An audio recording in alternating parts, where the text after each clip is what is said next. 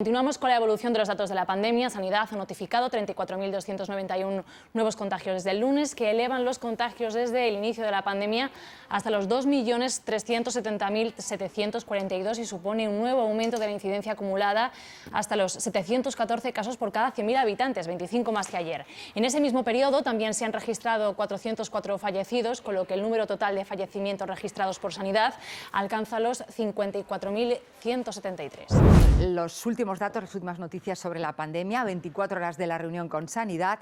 Las comunidades siguen endureciendo sus restricciones, pero no lo hacen en el mismo sentido. La mayoría coinciden en la necesidad de adelantar el toque de queda, algo que Sanidad no considera necesario, y dos han decidido el cierre total de la hostelería. La Comunidad Valenciana se suma a Castilla-La Mancha. Adriana Prados.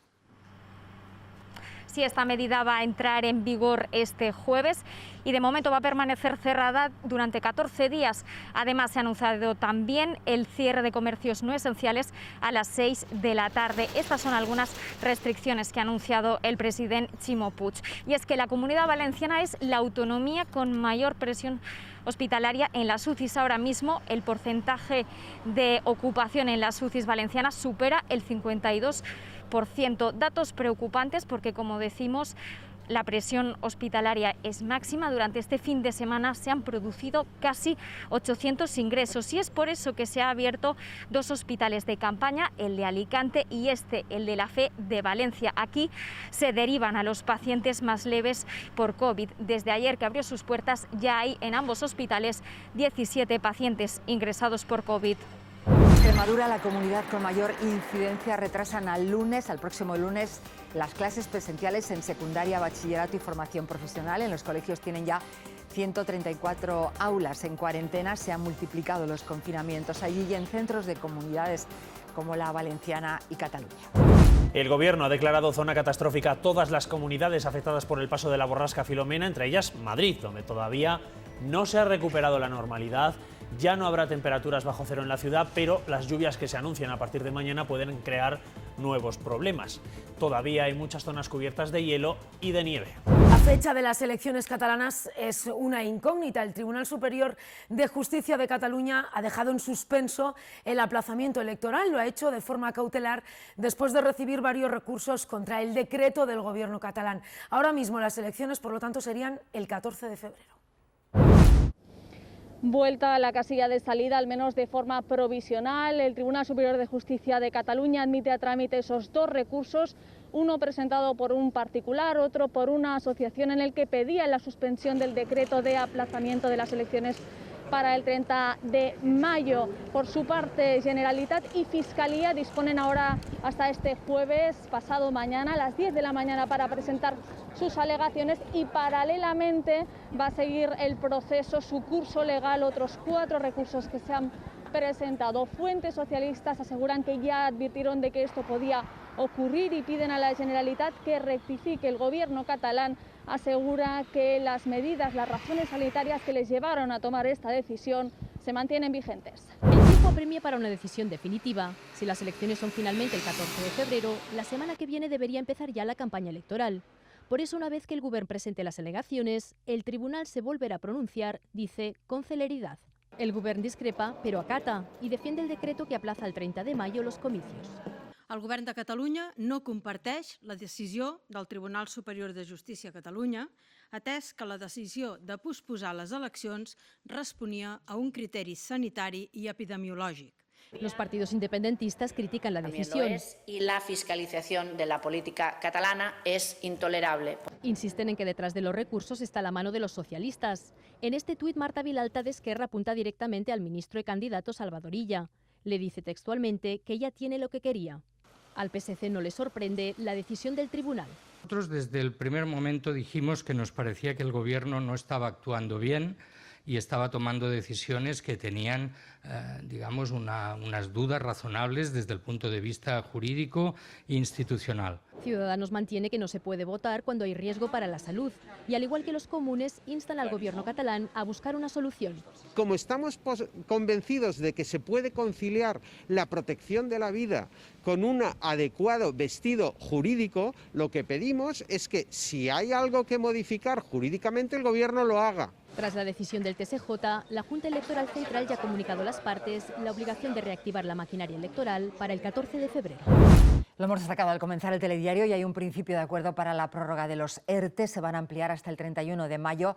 Las condiciones son prácticamente las mismas, incluida la prohibición de despedir que los empresarios querían flexibilizar. Según los últimos datos, hay más de 755.000 trabajadores en ERTE.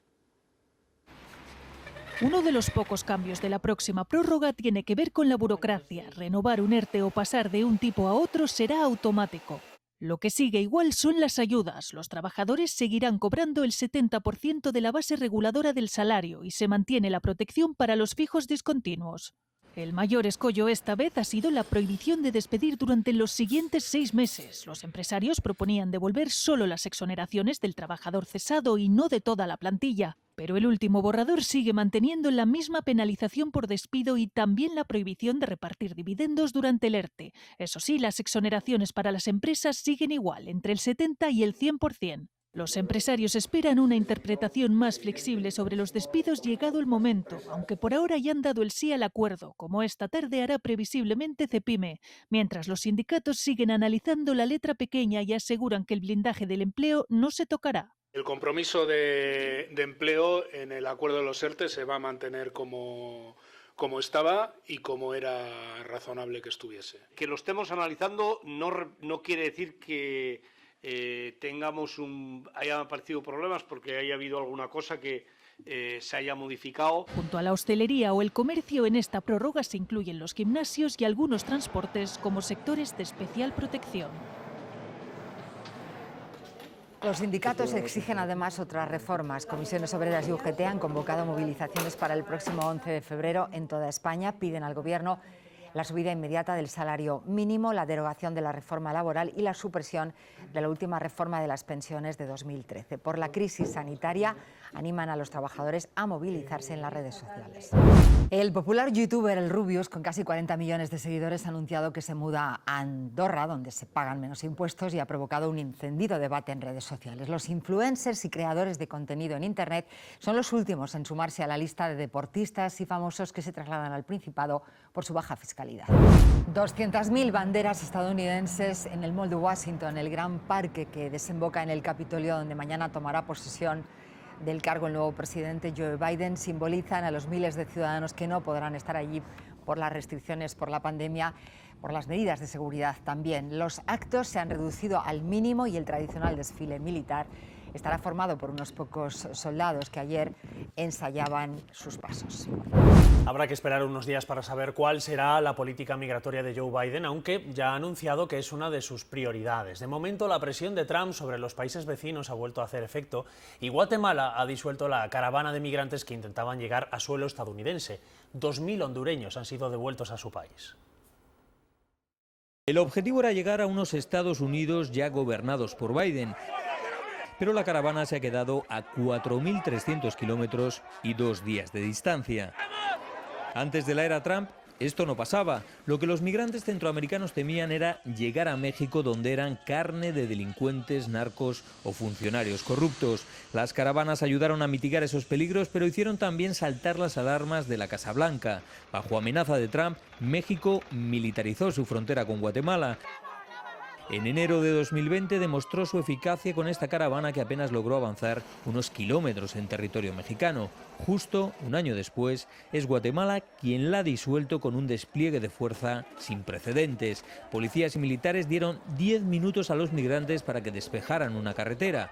Después intervinieron, obligando a familias enteras a huir entre gases lacrimógenos con sus niños a cuestas. Y ellos los han maltratado, los han tratado hasta de perras, váyanse para su país, no es justo eso. La caravana ha quedado a la deriva. Los migrantes confiaban en encontrar un ambiente menos hostil en los países de tránsito ahora que Trump está haciendo las maletas, pero no ha sido así. La incógnita es saber si Biden también va a exigir a sus vecinos del sur que le hagan de policía migratoria.